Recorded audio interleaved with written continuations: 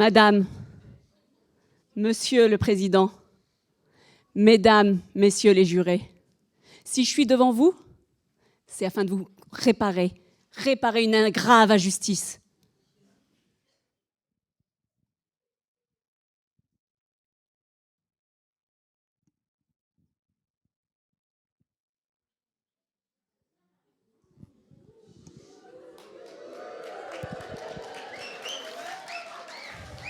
Bonjour à toutes et à tous. S'il vous plaît, excusez-moi pour ce loupé. Excusez-moi, je me suis emmêlée dans les pinceaux dans mon super agenda. Vous n'êtes pas au tribunal, vous êtes bien à la maison de la magie. Mais la question d'injustice, on y reviendra plus tard. D'abord, je vais me présenter. Je m'appelle Khadija Zougache. Je suis avocate. Je suis enseignante en droit à l'université, mère de 3 enfants, militante associative. Je suis tout comme vous, blésoise d'origine. Actuellement, je suis parisienne, mais j'ai toujours mes attaches sur Blois. Tout comme vous, j'ai fait mon parcours scolaire à Blois, de la maternelle aux Cornillettes, jusque même à l'université François Rabelais qui avait débuté sur Blois. Tout comme vous, j'ai dû faire des choix importants pour mon avenir. Et c'est pour cela que j'ai répondu présent aujourd'hui.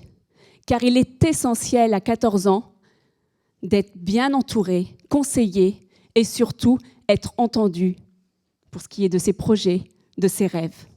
On a tous été invités à un goûter d'anniversaire et on revenait de ce goûter d'anniversaire avec un petit sachet de bonbons à la fin. Moi, avec ce sachet, je décidais d'aller partager avec mes amis qui n'étaient pas invités. Des fraises Tagada, j'adore. Moi aussi. J'ai fait des guillemets sur la langue. Moi, j'ai fait un cœur. Non, c'est pas comme ça, les cœurs, c'est comme ça. Donc, je partageais ces bonbons avec mes amis. Il n'y avait pas toujours des fraises Tagada. Donc, je piochais. Un bonbon dur, je le mettais ni vu ni connu dans le sachet. Une sucette, c'était pour ma meilleure copine Caroline. La barbigou, ça c'était pour moi. Si je vous raconte ça, c'est qu'il n'y a pas de hasard. C'est un hasard guidé, provoqué. Ce hasard guidé, provoqué, je l'ai retrouvé en classe de 3e. En 3e, nous n'avons pas connu, pourtant ça existait déjà, les stages d'orientation d'1 semaine. Je pense que vous allez tous le faire l'année prochaine. Moi, je n'ai pas pu le faire parce que nous étions une classe de sport-études et où nous avions déjà un emploi du temps assez chargé. Donc, je n'ai pas pu me familiariser, observer un métier, alors qu'à 14 ans, je ne savais pas encore ce que je voulais faire. J'étais encore indécise. Et alors, c'était mon professeur principal, mon professeur de mathématiques, qui allait endosser le rôle de l'enfant qui distribuait des bonbons. Vous vous rappelez, l'enfant qui revenait avec ses bonbons et qui donnait. Donc, mon professeur de mathématiques nous appelait chacun à tour de rôle.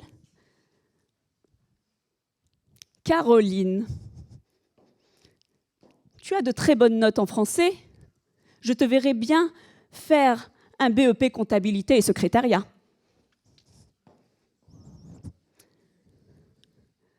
Marc, ça va de soi, Marc. Tu vas faire une seconde générale puisque tu vas reprendre la société de ton père. Mais maintenant, il faut travailler, au sérieux. Miguel. Bravo, Miguel. Miguel. On m'a dit que du bien sur toi. Les arts plastiques, bravo. Tu excelles. Miguel, je te conseille vraiment de t'inscrire à un CAP maçonnerie.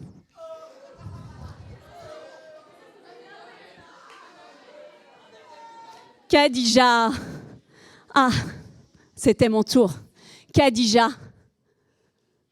Je me disais, ce professeur qui est doué non seulement de pédagogie, mais surtout d'objectivité, allait enfin me guider vers quelque chose. Parce que moi, je ne savais pas quoi.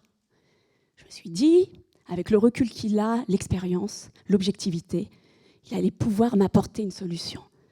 Khadija, je vois que tu as de bonnes notes en français, de bonnes notes en mathématiques, mais tu as déjà redoublé une fois le CP. J'ai redoublé le CP, et oui, et me poursuit encore le CP. Tu as redoublé ton CP, donc vraiment, il faut faire des études courtes. Des études courtes avec un métier à la clé, rapidement. Donc je vous conseille à toute la classe de faire un métier de bouche. Métier de bouche, ça vous parle? Moi, à 14 ans, ça ne me parlait pas. Je ne savais pas ce qu'il voulait dire. Est-ce que c'est un métier où on utilise sa voix? Est-ce qu'il entend par là que je pourrais être une journaliste radio? Non. Est-ce qu'il entend que je pourrais être avocate? Non plus. Ah, je sais. Je sais ce qu'il voulait pour moi, peut-être une chanteuse à la Beyoncé. Pas du tout, du tout, du tout. Ma pauvre Khadija. Ce qu'il voulait pour toi, c'est que tu fasses un métier dans la cuisine. Oui. Je ne sais pas comment il a pu décider ça, mais non seulement il n'est jamais venu chez moi, et heureusement pour son estomac, parce qu'à cet âge-là, à part faire des gâteaux au chocolat durs comme de la pierre, je ne savais rien faire. A-t-il entendu de ma part cette volonté de faire de la cuisine? Non plus. Je vous rappelle qu'il y a 20 ans, moi c'est à 20 ans, c'était... Il y a 20 ans, vous, actuellement, vous connaissez Cyril Lignac? Oui. Moi, j'aurais connu Cyril Lignac, ça m'aurait donné plus envie de faire de la cuisine. Moi, à 20 ans, je connaissais Maïté. Et ça ne me donnait pas envie. Je ne connaissais rien à la cuisine et je ne voulais pas me spécialiser. Heureusement, j'ai entendu mes autres enseignants qui, eux, me poussaient vers la voie générale en me disant « Khadija, tu as de très bonnes bases, tu ne sais pas encore quoi faire, donc saisis la voie générale, prends une seconde générale. » D'ailleurs, mon professeur de français voulait que je fasse du théâtre. Ma mère, elle, me soutenait dans tous mes projets et surtout croyant en l'éducation nationale. Et heureusement, donc, on m'a dit d'aller en seconde générale, sinon on m'aurait dit d'aller en spécialisé. Si on m'aurait... Donc, tant mieux, tout le monde était d'accord pour la seconde générale. Avec de bonnes bases en français, de bonnes bases en mathématiques, j'avais un solide parachute. Et je pouvais donc sauter et plonger vers la seconde. J'arrive à Deux-Seignes. J'ai eu cette chance, au lycée de Deux-Seignes, de rencontrer un enseignant qui a été pour moi un référent. Un enseignant qui a outrepassé sa mission d'enseignant, qui a eu le rôle d'orientation pour moi, un rôle de conseiller. C'était mon professeur d'économie. Il a réussi à ce que je reprenne confiance en moi et donc m'a conseillé de faire du droit. Je ne voyais pas pourquoi. Il me disait, si tu as ces capacités de logique, si tu as une volonté de lutter contre l'injustice, la meilleure matière adaptée pour toi, c'est de faire du droit. Du droit, pourquoi? Parce que c'est l'idée de lutter contre l'injustice. Vous vous rappelez la petite fille qui distribue des bonbons? Moi, quand j'étais petite, j'étais contre cela. J'étais contre surtout qu'on n'invite pas des personnes à un anniversaire du fait de son nom, de sa couleur de peau, de son lieu de résidence ou de son sexe. Pour moi, c'était de l'injustice. Et donc, faire le droit, qui était encore un domaine inconnu, était plus adapté pour moi. J'ai décidé qu'avec ces bons brassards, c'est-à-dire que j'avais les connaissances, j'avais le soutien de ma famille et de certains enseignants, j'allais vers le droit et je n'irais pas me noyer. J'ai décidé donc de plonger. Université François Rabelais, à Blois d'abord, le DUG. J'ai pu faire des stages également chez des avocats blésois, notamment un grand avocat blésois qui a su me soutenir dans mes projets et qui m'a donné envie de faire ce métier. J'ai fait, après un master à Tours, un master 2 à Paris, la Sorbonne, en droit international, un doctorat sur les paradoxes des droits fondamentaux, toujours à Paris. Vous pensez que je me suis arrêtée là? Non. Je me suis dit, non, ça ne sert à rien d'avoir fait du droit si tu t'arrêtes là. Je me suis dit, et cela grâce à mon professeur de sociologie du droit, que le droit est issu d'une société et que le droit, pour être juste, il faut comprendre la société qui est à l'origine de ce droit, notamment afin de le rendre plus effectif. J'ai donc décidé de faire de l'anthropologie. Ce n'est pas un terme barbare. Rapidement, l'anthropologie, c'est l'étude, c'est un peu comme la sociologie, c'est l'étude de l'être humain et de son environnement, de la culture. Vous pouvez avoir la définition de la culture par Lévi-Strauss.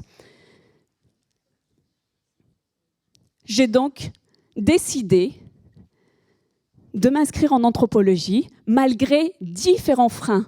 De 1, j'étais une femme, dans un milieu qui est très masculin, c'est-à-dire que nous sommes en France une société très patriarcale. Ça veut dire que l'homme décide souvent.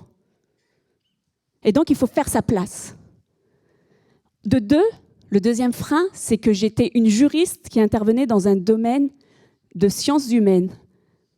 Donc, en France, c'est très mal vu de mélanger les matières. On me regardait comme une extraterrestre. Que vient-elle faire là? Alors que dans d'autres pays, la pluridisciplinarité, c'est une richesse. Je me suis dit, Khadija, vas-y. J'ai donc transformé ces freins en atouts.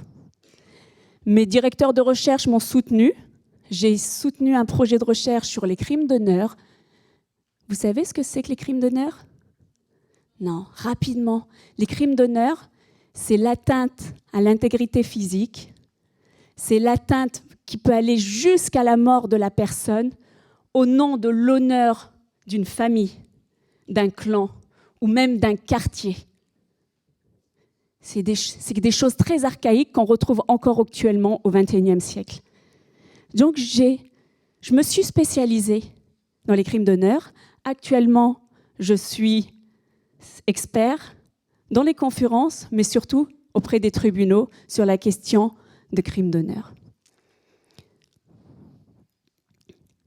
Vous pensez que toutes ces réussites, c'est ce qui m'a rendue le plus fière? Pas du tout. C'est pas ce qui m'a rendue le plus fière. Ce qui m'a rendue le plus fière, c'est lorsque j'ai pu publier mes 2 ouvrages et les dédier, dédiés à ma mère et à mon père. Parce que sans eux, je n'aurais pas été là. Ils m'ont soutenu, ils m'ont transmis des valeurs. J'ai fait le choix de prendre comme activité principale, après tout ce parcours, d'embrasser la profession d'avocat. Parce qu'elle correspondait pour moi à ce qui était la lutte contre l'injustice. J'ai été collaboratrice, ça veut dire au départ que j'étais salariée dans un cabinet, un grand cabinet anglo-saxon. Puis, j'ai décidé, avec le soutien de mon mari, de monter mon propre cabinet.